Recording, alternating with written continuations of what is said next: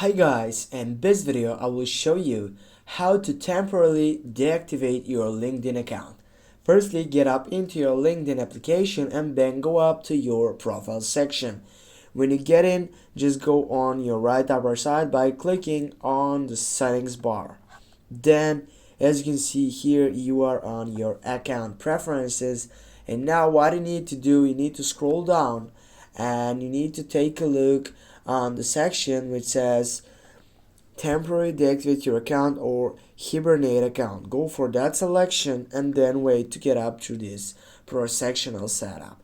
Now here what you need to do, you need to fulfill all these informations, which firstly you need to tell us why you want to hibernate your account.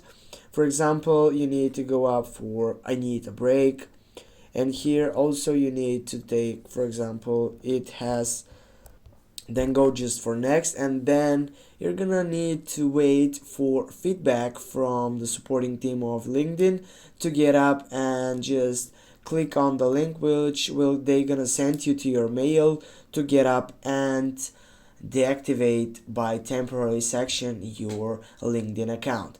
Thanks for watching. Don't forget to hit that like and share the video. See you soon, guys.